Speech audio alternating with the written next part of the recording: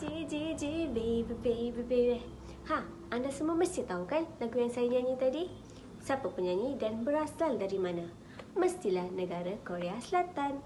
Tapi hari ini saya bukan nak cerita tentang Korea Selatan, tapi saya nak cerita tentang jiran negara tersebut, Korea Utara.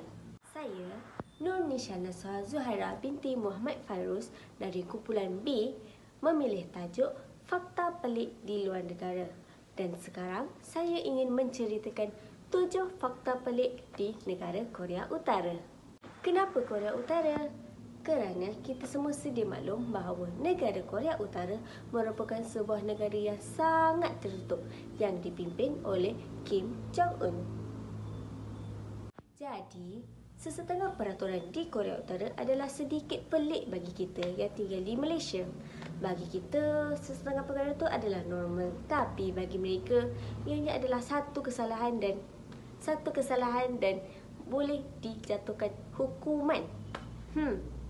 Fakta pelik mengenai negara Korea Utara di tangga yang ketujuh ialah mereka tidak menggunakan kalender Gregorian seperti kita.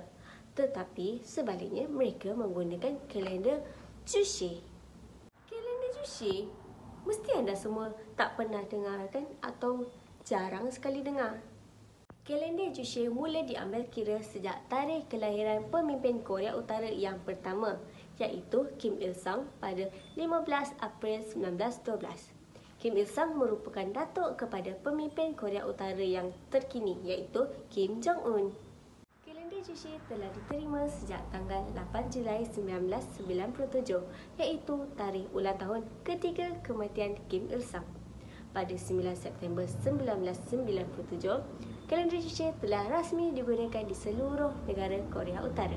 Jadi, kesimpulannya, bagi pengguna kalender Gregorian seperti kita berada pada tahun 2020. Tetapi bagi pengguna kalender Juche yang berada di Korea Utara, mereka masih berada di tahun 108. Fakta pelik mengenai negara Korea Utara yang keenam ialah hukuman yang dijatuhkan kepada pesalah tidak hanya tertakluk kepada pesalah itu sahaja, namun anak dan cucunya juga harus menanggung hukuman yang sama. Anda rasa ada ke macam tu? Jadi, sebelum melakukan sebarang kesalahan atau jenayah di Korea Utara, fikir masak-masak dulu. Kalau tak, anak dan cucu anda juga akan menanggung akibatnya. Fakta pelik mengenai negara Korea Utara yang kelima ialah, sama seperti Malaysia, negara Korea Utara turut mengadakan pilihan raya setiap 5 tahun sekali. Yang peliknya ialah hanya terdapat satu nama calon pada setiap kertas undian yang diedarkan. Pelik kan? Macam mana rakyat nak memilih?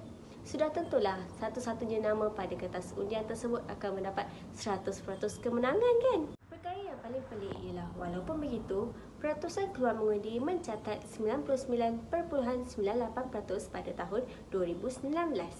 Begitu setianya rakyat Korea Utara terhadap pemimpin mereka dengan sanggup turun mengundi untuk menunjukkan tanda sokongan mereka. Berita buruk kepada anda yang lahir pada 18 Julai dan 17 Disember kerana anda dilarang untuk menyambut ulang tahun kelahiran anda pada tarikh tersebut. Hal ini kerana tarikh tersebut merupakan tarikh kematian pemimpin Korea Utara yang terdahulu, iaitu Kim Il-sung dan Kim Jong-il. Larangan tersebut berkuat kuasa atas dasar tanda penghormatan terhadap kematian pemimpin Korea Utara. Di tangga ketiga fakta pelik mengenai negara Korea Utara ialah di Korea Utara mereka hanya terdapat 3 saluran televisyen sahaja. 3 je. Kita yang dekat Malaysia yang ada berpuluh-puluh saluran, berpuluh-puluh rancangan pun selalu mengeluh sebab tiada rancangan menarik. Ini kan pula 3 saluran sahaja. Biar betul.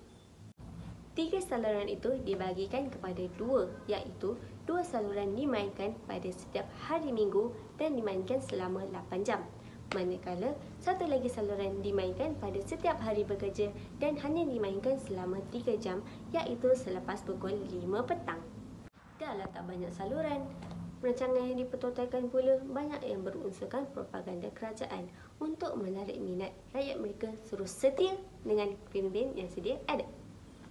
Saya pasti fakta pelik mengenai negara Korea Utara di tangga yang kedua akan mengejutkan ramai orang, terutamanya kepada remaja lelaki kerana Di Korea Utara, hanya terdapat 28 jenis potongan rambut yang dibenarkan sahaja.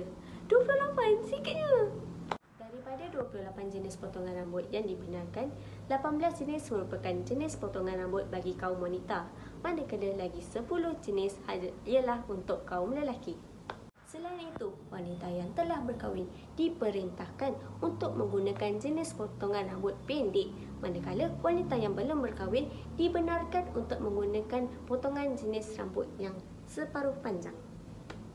Untuk memastikan rakyat patuh akan arahan, fashion polis akan berkeliaran dan menahan mereka yang ingkar akan arahan. Tegas betul peraturan dekat Korea Utara ni. Fakta pelik mengenai negara Korea Utara yang pertama ialah rakyat Korea Utara dilarang sama sekali untuk memakai seluar jeans. Seluar jeans tu kan pakaian harian kita dekat Malaysia ni. Kenapa tak boleh? Pemimpin Korea Utara Kim Jong-un merasakan seluar jeans merupakan simbol imperialisme Amerika Syarikat. Beliau mahu mencegah berkembangnya budaya barat di Korea Utara. Oleh hal ini, remaja unit inspeksi yang setia pada Kim Jong-un akan berkeliaran dan menahan mereka yang melanggar kod pakaian tersebut. Pesalah yang berjaya ditangkap akan dicop sebagai anti-sosialis dan akan dimasukkan ke dalam kem kerja paksa. Jadi itu sahajalah 7 fakta pelik mengenai negara Korea Utara. Yang mana satu anda rasa yang paling pelik yang anda tak pernah dengar? Sekian, itu sahaja daripada saya. Sekian, terima kasih.